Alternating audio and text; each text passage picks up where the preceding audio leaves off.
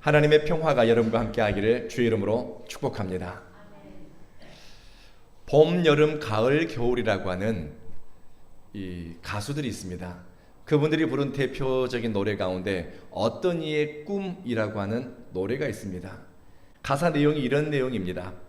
어떤 이는 꿈을 간직하고 살고 어떤 이는 꿈을 나눠주고 살며 다른 이는 꿈을 이루려고 사네. 어떤 이는 꿈을 잊은 채로 살고 어떤 이는 남의 꿈을 뺏고 살고 다른 이는 꿈은 없는 거라 하네. 나는 누굴까? 내일을 꿈꾸는가? 나는 누굴까? 아무 꿈 없질 않나? 나는 누굴까? 내일을 꿈꾸는가? 동일한 시대를 살고 있지만 지역마다 사람마다 품고 있는 꿈의 크기와 꿈의 내용과 바람이 다 다릅니다. 우크라이나에서는 폭격에 대한 두려움 없이 잠들고 전장에 나간 사랑하는 아들과 딸이 무사히 돌아오는 것, 그것이 꿈인 사람들이 허다할 것입니다. 팔레스타인 지역에서는 오늘도 무사히 하루 생존하는 것이 꿈인 사람들이 많이 있을 것입니다. 인도와 서남아시아에서는 종교에 따른, 인종에 따른, 계급에 따른 차별 없이 내 어떤 달란트와 역량을 다 발휘하면서 살아가는 그런 세상 오기를 바라는 사람도 있습니다. 또 한국에 결혼 이민자로 왔지만 언어 소통과 경제적인 어려움 또는 가정폭력으로 삶이 파괴된 다문화 가정의 주부들은 무너진 꿈과 기대 때문에 낙심하는 사람들도 있습니다. 또 코로나가 지나면 조금 사정이 나아질까 기대했는데 은행 대출 이자를 갚지 못하는 자영업자들, 취직을 준비하지만 기회를 얻지 못하는 젊은이들에게 꿈을 가지라고 말하는 것이 죄송스러운 마음도 듭니다. 그리고 수고하고 애를 써도 나아질 조짐이 조금도 보이지 않는 현실 앞에서 고개 숙인 이 땅의 부모님들에게 꿈을 가지라고, 아니 어떤 꿈을 꾸라고 이야기해야 할까요? 물론 꿈을 다 이룬 것처럼 사는 사람도 있지요. 그런데요, 사람은 환경과 조건과는 상관없이 꿈을 꿔야 살 수 있습니다. 하나님은 꿈꾸게 만들고 그 꿈을 쫓아 달려가고 소망할 힘과 용기를 주시는 분이기 때문입니다. 꿈은 사람을 움직이게 합니다. 달려가게 만들고 힘과 에너지를 쏟게 만드는 힘이 꿈으로부터 나옵니다. 세상이 주는 꿈이 아닙니다. 하나님이 주신 신령한 꿈을 쫓아 사는 사람은 특별한 선택을 하고 세상과 다른 방식으로 그 꿈을 이뤄갑니다. 꿈이 밥 먹여주냐라고 이야기하는 사람도 있지요. 그런데 꿈꾸는 사람들에 의해서 인류 역사는 조금씩 진보해 왔습니다. 꿈꾸고 선택하는 개인이 작게는 자신의 삶을 변화시키고 그리고 가족 공동체에 선한 변화를 가져온 일들이 비일비재합니다. 어떤 꿈은 개인의 꿈을 넘어서 나라와 민족을 품어내는 꿈도 있고 내 민족을 넘어서 열방을 품어내는 큰 꿈도 있습니다. 어떤 꿈은 한 세대에 끝나지 않고 몇 세대를 이어지기도 합니다. 나라와 민족이 다르고 언어가 달라도 그 꿈이 선택을 만들고 삶을 만들어냅니다. 성경을 기록한 사람들은 하나님이 주시는 계시를 따라서 하나님이 주시는 위대한 꿈들을 기록합니다. 그 꿈은 제국의 민족 말살 정책에도 불구하고 꺼지지 않습니다. 억압하고 짓눌러도 그 꿈이 사라지지 않습니다. 수백 년, 수천 년이 지나도 하나님이 주신 꿈은 희미해지지 않습니다. 아버지에게서 자녀에게로, 그리고 이 민족에게서 저 민족에게 꿈이 계승됩니다. 하나님이 범죄한 인간에게 주신 태초의 꿈은 창세기 3장 15절에 언급됩니다. 인간을 넘어뜨린 사단의 권세를 무너뜨리고 죄와 사망의 권세에서 우리를 자유케 하실 메시아가 올 것이다 라고 하는 약속이었습니다. 하나님이 주시는 꿈과 약속의 말씀을 받을 만한 자격이 있어서 인간에게 그 꿈을 주신 것이 아닙니다. 범죄한 인간, 불순종의 세대를 향해서 하나님의 긍휼하심과 인자하심이 크기 때문입니다. 오늘 하나님이 우리에게 다가오시고 여러분에게 소망을 주시고 여러분에게 살 힘과 용기를 주시는 것은 마땅히 그럴 만한 자격이, 누릴 만한 자격이 있어서가 아니라 하나님의 선하심과 인자하심이 크기 때문에 우리는 그 은혜를 받아 누리는 것입니다. 그래서 겸손한 믿음의 사람들은 하나님의 은혜 앞에 겸손하고 하나님의 자비하심 앞에 엎드려 예배드릴 뿐입니다. 긍휼이라고 하는 단어를 제가 몇 번 설명드렸는데요. 하나님의 긍휼이라고 하는 것은 좋은 마음, 착한 마음, 이 마음이 아니라 이 긍휼이라고 하는 단어의 히브리 원어의 의미는 어머니의 자궁, 모태와 같은 말입니다. 어머니의 모태는 어떤 힘이 있습니까?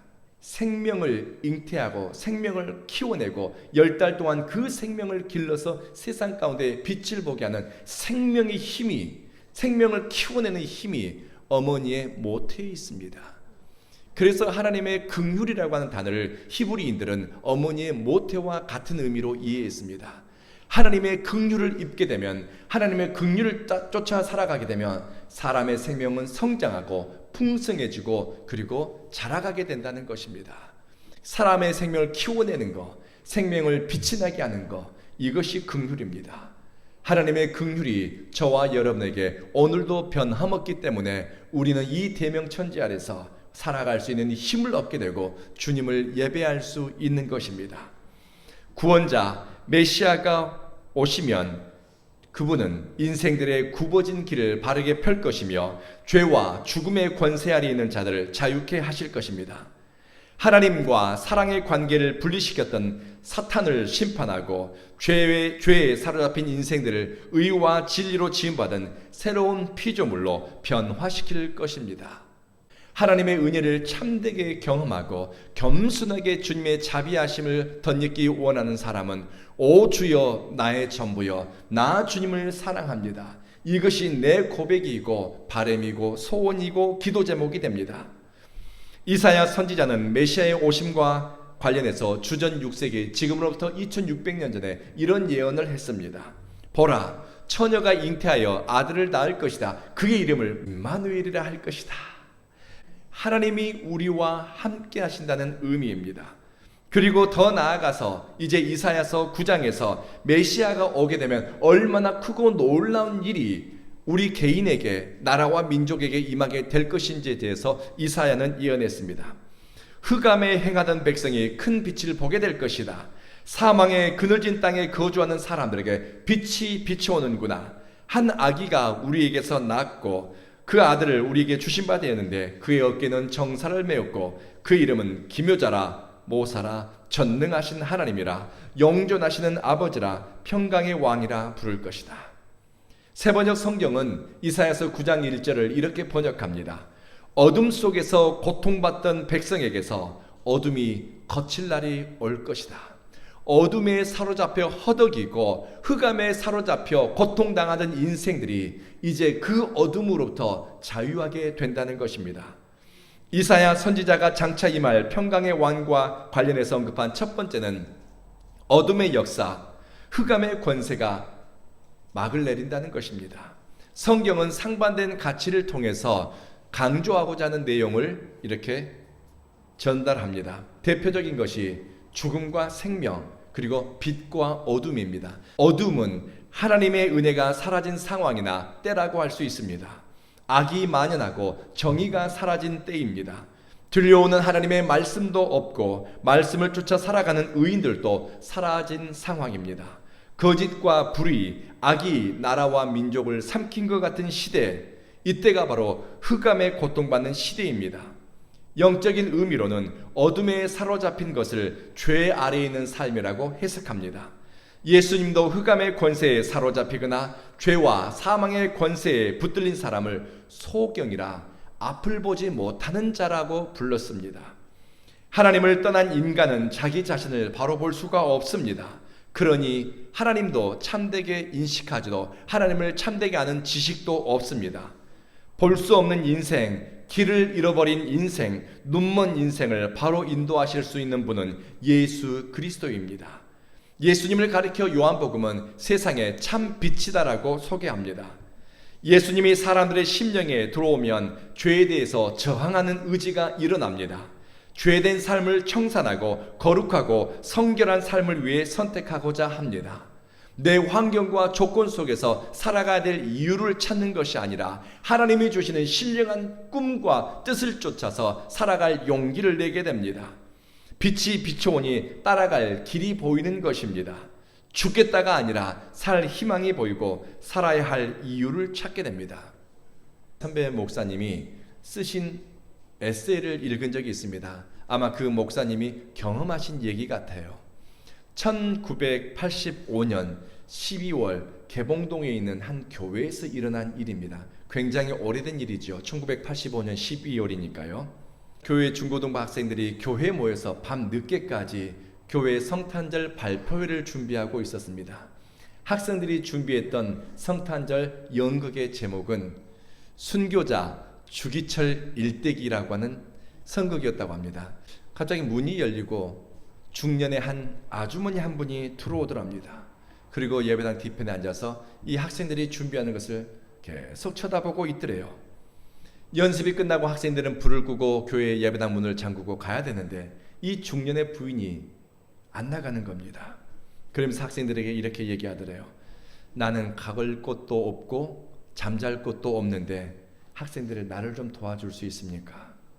그런데 이 학생들이 아무리 봐도 이 중년의 부인은 노숙자의 차림새가 아니었습니다. 그래서 무슨 사연이 있나 보다 하고 이 착한 예쁜 아이들이 먹을 것을 사오고 그리고 교회 한쪽에 자리를 펴드렸다고 합니다. 그런데 이 아주머니가 일주일 동안 교회에 이렇게 머물면서 매일 밤 학생들의 연극 연습을 구경했습니다. 굉장히 많이 주기철 목사의 일대기 연극을 보았지요. 그런데 어느 날 이 아주머니가 연극을 보다가 갑자기 대성통곡을 하면서 바닥에 엎드리더랍니다. 한참을 울다가 이 아주머니는 예배당 문을 열고 밖으로 나갔습니다. 그런데 그날 밤에는 이분이 돌아오질 않았습니다. 그리고 며칠이 지나 12월 25일 성탄절 아침이 되었습니다. 사라졌던 그 아주머니는 말끔한 옷차림으로 남편과 자녀들 데리고 예배당 문 안으로 들어온 겁니다.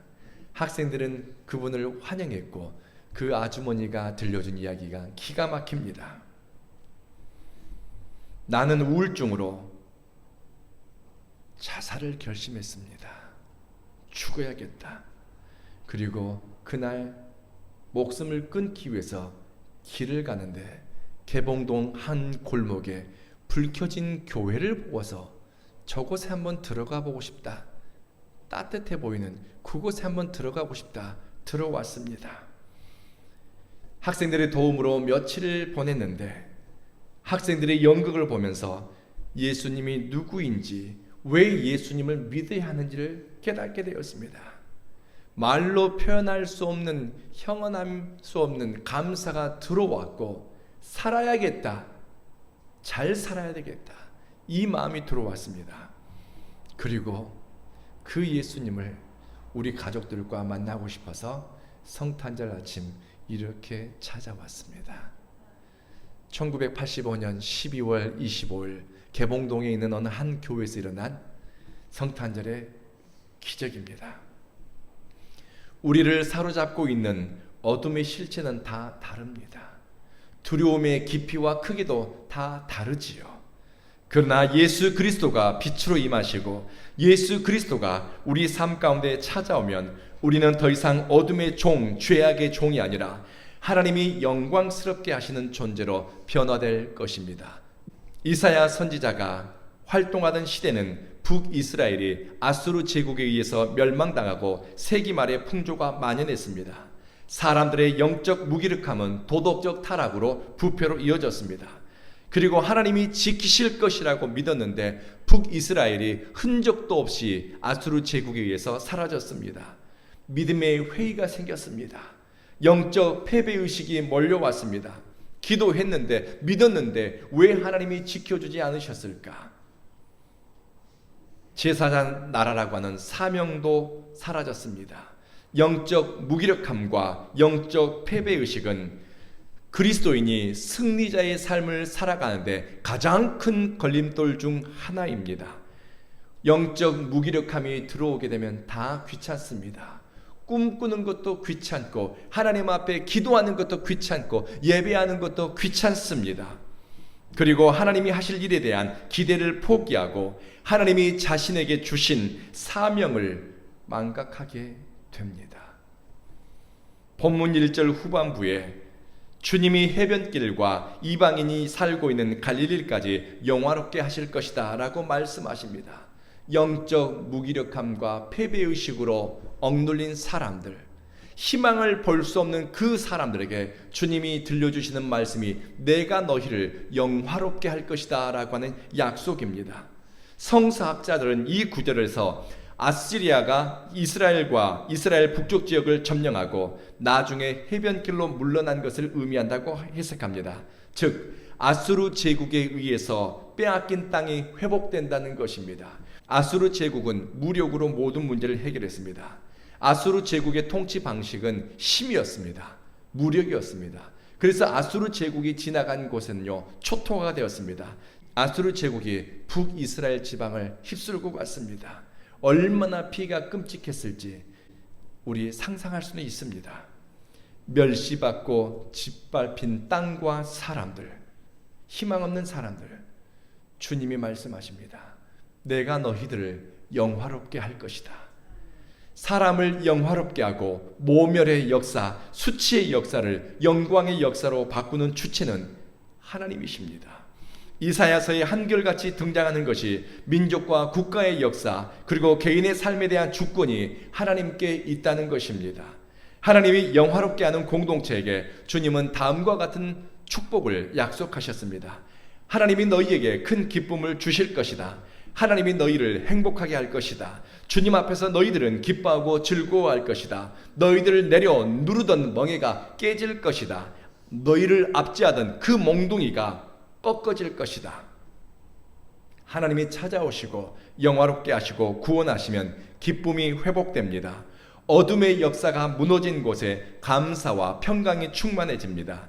임마누엘의 은총이 임하게 되면 내 힘으로 벗겨낼 수 없었던 멍에와 대적들의 몽둥이가 꺾여집니다.